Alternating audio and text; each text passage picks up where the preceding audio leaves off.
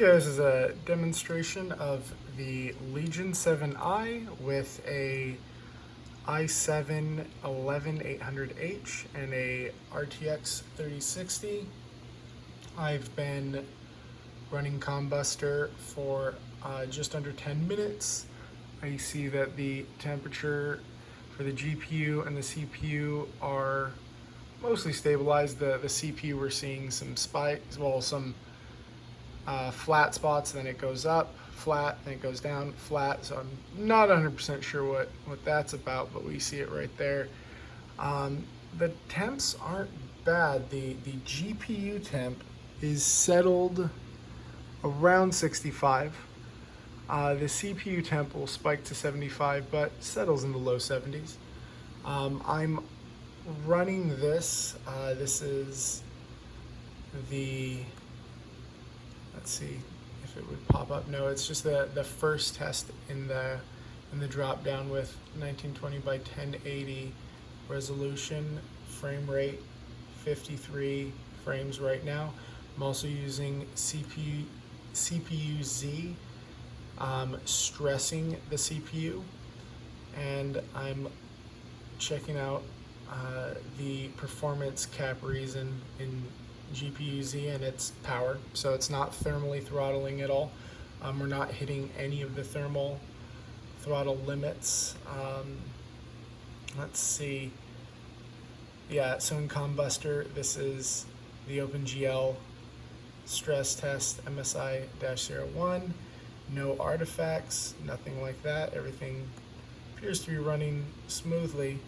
In MSI Afterburner, I have a 175 core clock offset with a plus 500 memory clock offset.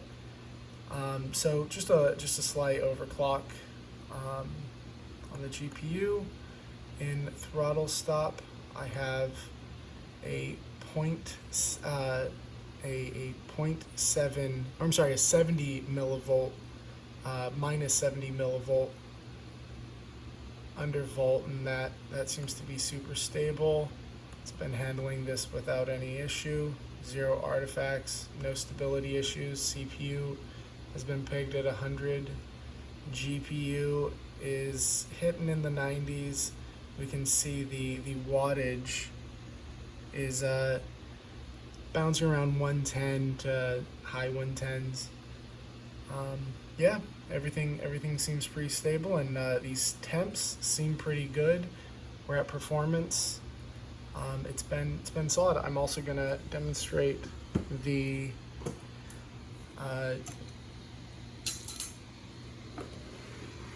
IETS, I think it's GT500 laptop cooler. Let's turn this on because this is suffocating the fans right now. There we go. It's super loud. Let's see, let me demonstrate that. So we can see the temps, they rose since the fans weren't on, but they'll immediately start dropping. I'm also checking the voltage, or I'm sorry, the wattage. I have the 230 watt power brick right here. That's handling it just fine. It's nice and warm. I have a Jackery that's plugged into, so I could measure the output wattage. 217. It's been 190s to 220s, bouncing up and down. Screen is at screen's at max brightness, as you can see. So the 230 watt power brick is able to handle this just fine. Granted, I have a 3060, not a 3070 or 3080. Yeah, and so we can see with this fan on for just about a minute, the temps have dropped the GPU temps have dropped to 62, and they'll keep going, but I usually see about a 5 to 10 degree difference. Yeah. Let's see, let's wait for the GPU to drop a little bit further.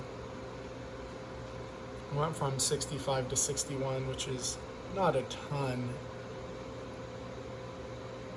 the CPU went. The CPU's been bouncing around. So right now it looks like the GPU dropped only 6 degrees, and I'm sorry, 4 degrees. Doesn't look like it's going much lower than that. Now it's just hitting the 60s, or just 60. It popped up. Let's see.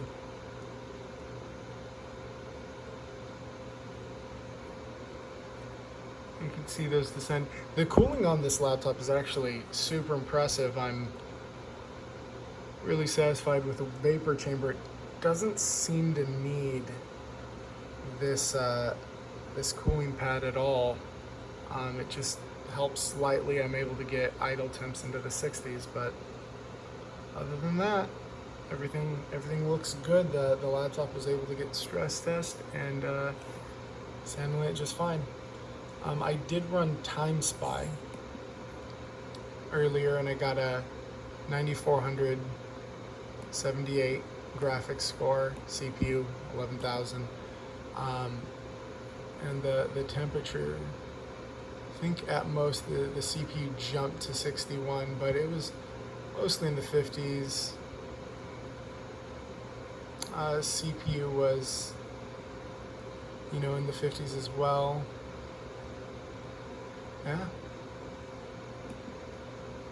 Yeah, we could see the GPU is teetering right there between 60 and 61. CPU settled down to 70, 71-ish. So it's like a 5 degree cooling on both the CPU and the GPU.